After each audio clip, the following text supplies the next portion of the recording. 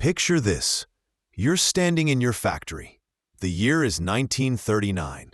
You've just won the most prestigious race in the world, Le Mans, for the second time. Your cars have dominated over 1,000 races. Kings and aristocrats begged to buy your vehicles. You are the undisputed king of speed and luxury. Your name is whispered with reverence across Europe. 2 months later, your son is dead, killed testing one of your own creations. 3 weeks after that, Nazi soldiers storm through your factory gates, seizing everything you've built. Your life's work gone in an instant. You flee, you fight back, but your own government brands you a traitor. They strip away your company, your reputation, your dignity. Your wife dies, your health collapses. And just when you finally win back what was stolen from you, your body gives out. You die 10 days later, paralyzed, broken, believing your legacy died with you. But here's what Ettore Bugatti never knew. His name wouldn't just survive, it would become immortal. Today, a single Bugatti costs more than most people will earn in 10 lifetimes.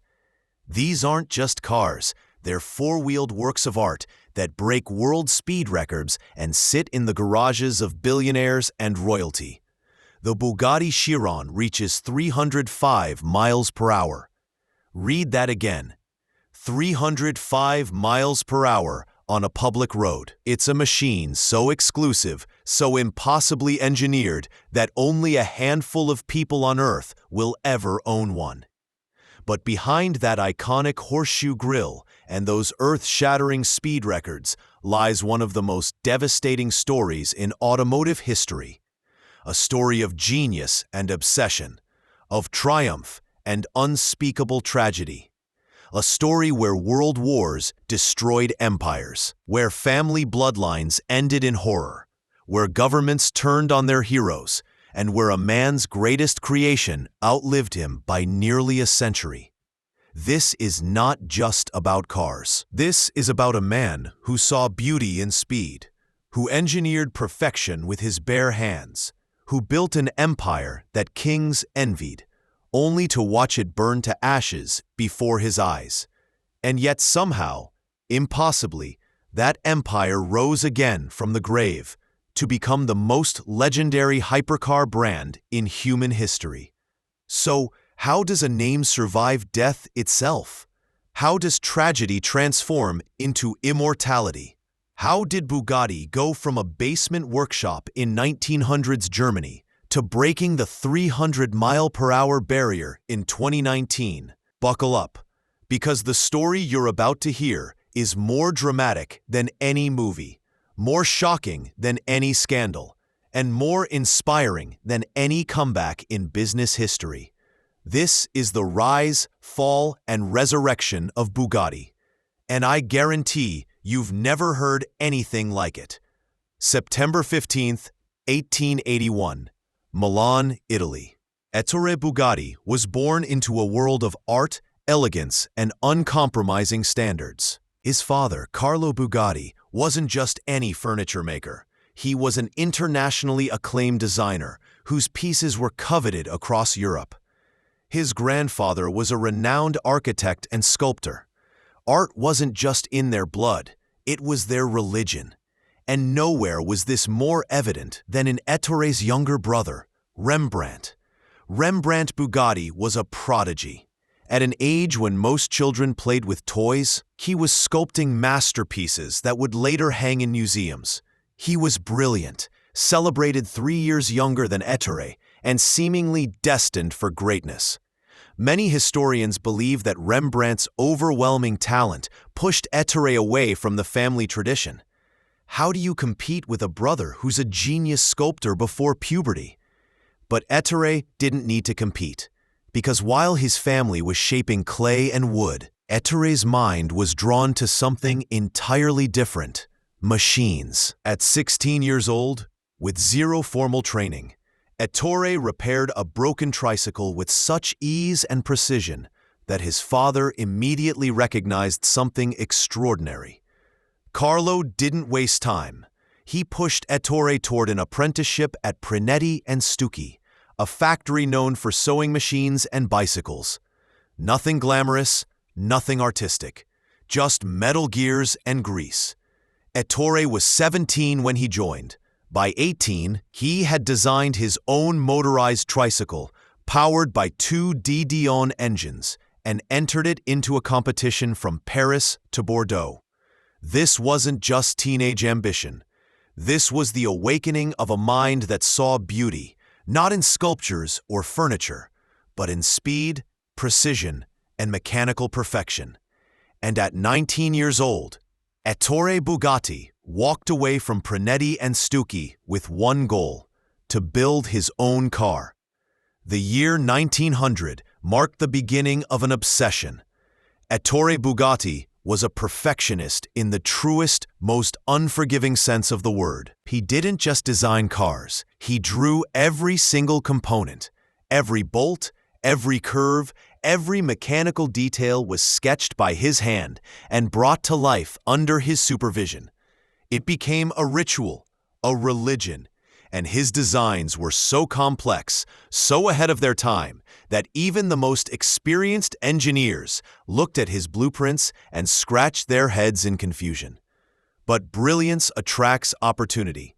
The Dietrich Company, operating factories in both France and Germany, noticed this 19-year-old wunderkind and offered him his first professional contract. Ettore was still a minor. His father had to co-sign the paperwork, but that didn't stop Dietrich from hiring him to design and build vehicles for them. Ettore moved to Niederbronn, a small town in Germany, and threw himself into his craft. He learned, he built, he raced, and in 1903, he created something that left everyone speechless. A car so revolutionary for the Paris-Madrid race that officials refused to let it compete. Why? Because Ettore had placed both the driver and the engine low in the chassis. He believed this was optimal for the center of gravity and aerodynamics.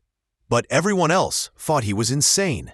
Every other designer of that era believed drivers should sit high. Ettore's design was considered bizarre, impractical, dangerous even, except it wasn't. Within years, that exact design became the standard for race cars around the world. In 1906, Ettore left Dietrich. He was done working for others. By 1907, he had met and married Barbara Josefina Machera and signed a multi-year contract with Deutz, a gasoline engine manufacturer in Cologne. But even while working for Deutz, Ettore was already plotting his escape, because late at night, in the basement of his own house, he was building something entirely his own, the Bugatti Type 10. In 1909, Ettore completed it, a 1.2-liter four-cylinder engine weighing just 365 kilograms, capable of hitting 80 kilometers per hour, a blistering speed at the time. It was small. It was lightweight. It was everything the industry said couldn't work, and it was perfect. Ettore quit his job, loaded the Type 10 into the street, and drove it to the Alsatian town of Molsheim, where he founded his own company, Automobiles Ettore Bugatti. But he didn't stop there. Ettore understood something few others did at the time. Racing wasn't just about winning. It was about spectacle. It was marketing. He took his cars to competitions and raced them in front of massive crowds, turning victories into headlines and headlines into sales. It was a strategy that would become industry standard, but Ettore was among the first to master it. And in that same miraculous year, 1909, Ettore welcomed his first son into the world, Jean Bugatti, the heir to an empire that was only just beginning. The Type 10 was just the beginning. Ettore saw it not as a finished product, but as a prototype, a stepping stone towards something greater. Enter the Bugatti Type 13. Ettore took everything that worked about the Type 10 and refined it with surgical precision. He added leaf springs to the rear axle. he adopted a groundbreaking 4-valve per-cylinder design, creating a 16-valve cylinder head that produced 30 horsepower in a 300-kilogram chassis. It was light, it was fast, it was lethal on the track.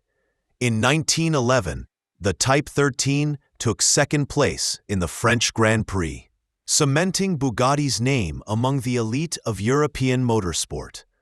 But then, the world exploded. World War I tore through Europe, and production ground to a halt. Ettore moved to Milan, then Paris, where he worked alongside the legendary Duesenberg brothers. Together, they experimented with radical engine designs, including Ettore's dramatic U16 engine, essentially two straight 8 engines fused together. It wasn't particularly successful, but it led to breakthroughs in overhead camshaft and straight 8 engine designs that would define the next generation of racing machines.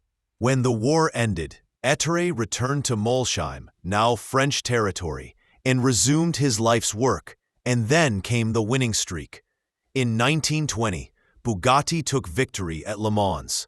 In 1921, the Type 13 won at Brescia, Italy, and then kept winning. 3 more victories. 4. The car became known as the Bugatti Type 13 Brescia, and it was unstoppable. By 1925, Bugatti cars had racked up over 400 race victories. 2,000 prototypes of the Brescia were built by 1926, making it one of the most successful Bugatti models ever created. But Ettore wasn't satisfied. In 1924, he unveiled the Bugatti Type 35 at the Grand Prix in Lyon. Sleek, aggressive, engineered to perfection, the Type 35 became Bugatti's most successful racing car, winning over 1,000 races during its lifetime. The 1930s brought even more glory. 2 astonishing victories at the 24 Hours of Le Mans in 1937 and 1939. The latter piloted by a driver whose name would forever be linked to Bugatti, Pierre Veyron. But Ettore and his son Jean weren't content to dominate racetracks. They wanted to conquer luxury. In 1926, they unveiled the Bugatti Type 41, better known as the Bugatti Royale. It was the longest, most luxurious car ever built, a rolling monument to wealth and power. Ettore was so selective about his clientele that only kings, aristocrats, and the most distinguished gentlemen of Europe were permitted to purchase one. It wasn't just a car. It was a throne on wheels. Bugatti had reached the peak: dominance on the track, cultural prestige, unmatched craftsmanship. Ettore Bugatti was no longer just an engineer. He was a legend. But legends, like empires, are fragile. 3 years after the launch of the Royale, the world broke. The Great Depression hit America in 1929, and the shockwaves rippled across the globe.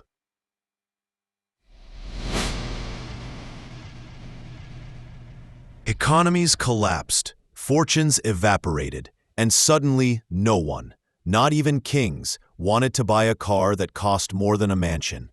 Sales of the company's finances hemorrhaged. Bankruptcy loomed like a shadow. Desperate, Ettore accepted an offer from the French government to design and manufacture railcars.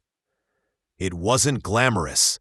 It wasn't what he dreamed of, but it saved the company. 80 Bugatti railcars were built, and the money kept the factory alive. But survival came at a cost. In the mid-1930s, tensions exploded at the Bugatti plant in Molsheim. Workers went on strike, demanding higher wages and better working conditions. Ettore, proud and stubborn, initially refused, but eventually he relented. The damage was done. A rift opened between Ettore and his workers, a wound that never fully healed. Trust was shattered. The atmosphere in the factory grew cold. Still, Ettore pushed forward. He expanded his genius beyond cars, designing boats, plane engines, and speed trains capable of exceeding 100 miles per hour. He was relentless. And in his son Jean, he found the perfect partner. Jean Bugatti was everything a father could hope for. The company's finances hemorrhaged. Bankruptcy loomed like a shadow. Desperate, Ettore accepted an offer from the French government to design and manufacture railcars. It wasn't glamorous. It wasn't what he dreamed of, but it saved the company. 80 Bugatti railcars were built, and the money kept the factory alive. But survival came at a cost. In the mid-1930s, tensions exploded at the Bugatti plant in Molsheim. Workers went on strike, demanding higher wages and better working conditions. Ettore, proud and stubborn, initially refused, but eventually he relented. The damage was done. A rift opened between Ettore and his workers, a wound that never fully healed.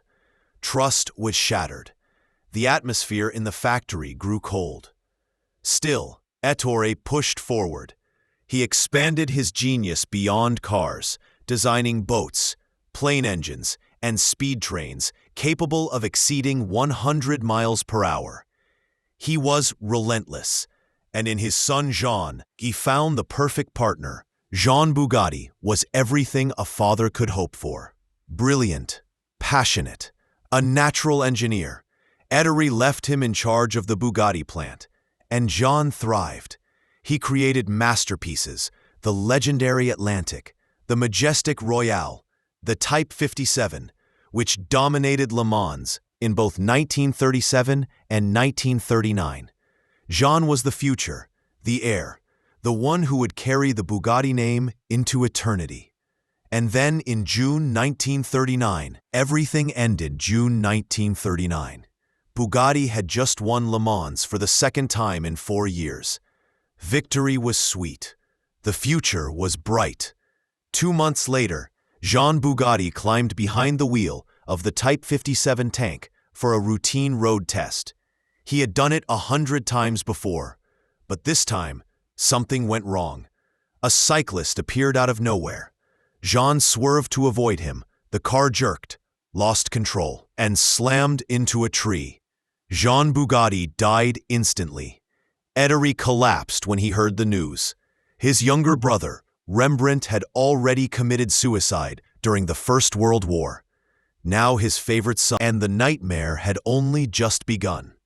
3 weeks after Jean's death, the German army invaded Alsace and seized the Bugatti factory. Ettore had anticipated the threat and moved much of his machinery to Bordeaux, but it wasn't enough. The Germans found him and demanded cooperation. They wanted him to produce torpedoes and military vehicles for the Third Reich. Ettore refused, but refusal came with consequences. Drowning in debt and with no other options, Ettore was forced to sell his company and machinery for less than 50% of its value. He fled to Paris with his family, broken and defeated. He tried to move on. He designed aviation engines, torpedo boats. Nothing worked. And then came the accusations. When the war ended, the French state turned on him. Ettore had lived most of his life in France, but he had never sought French citizenship. He was Italian.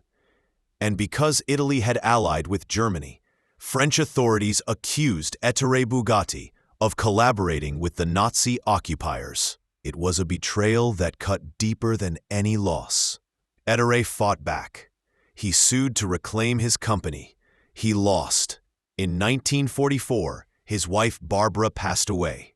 Ettore Bugatti, once the most celebrated engineer in Europe, was now utterly alone.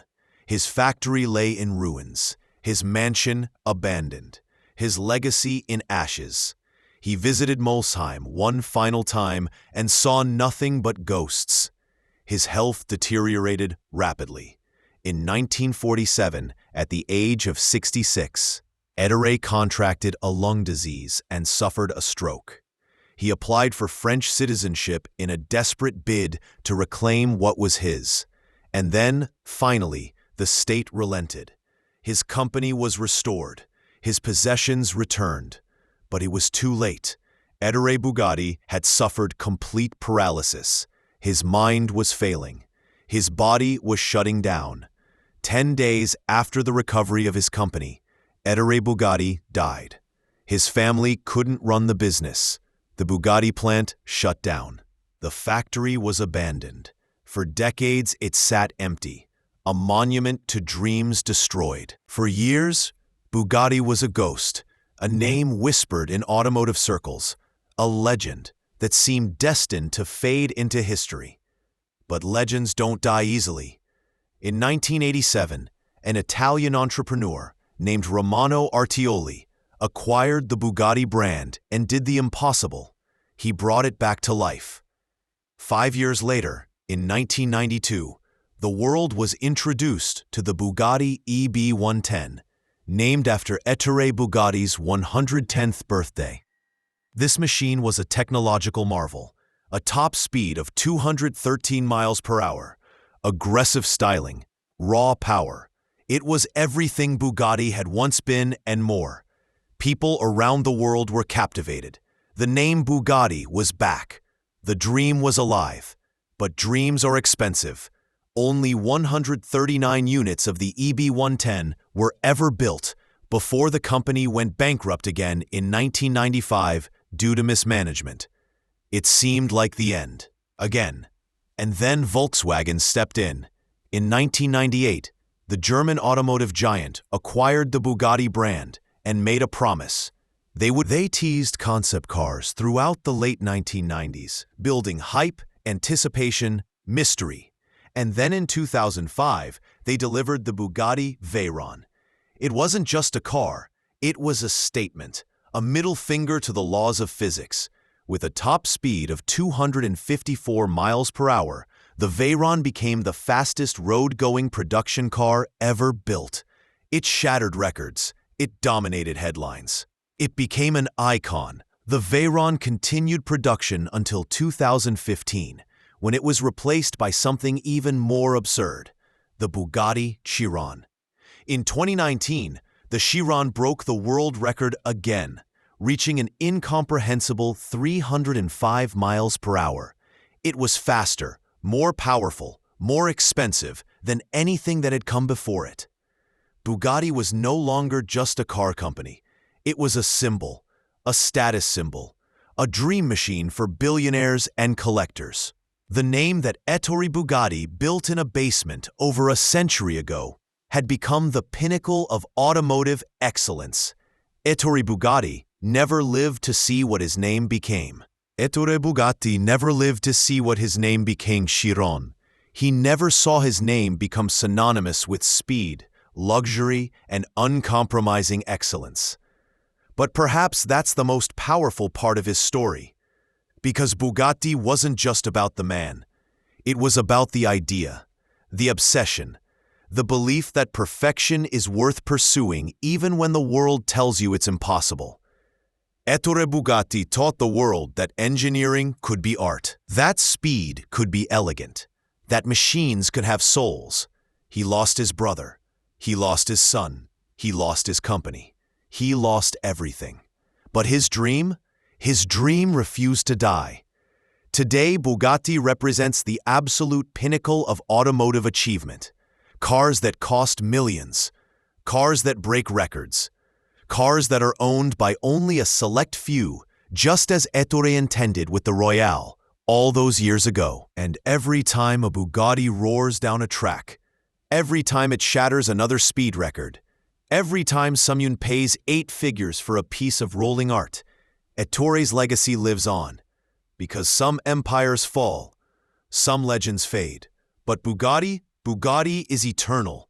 This is the story of a man who built an empire of speed, survived unimaginable tragedy, and created a name that will never ever be forgotten. And every time a Bugatti roars down a track, every time it shatters another speed record, every time someone pays 8 figures for a piece of rolling art, Ettore's legacy lives on. Because some empires fall, some legends fade, but Bugatti is eternal. This is the story of a man who built an empire of speed, survived unimaginable tragedy, and created a name that will never ever be forgotten.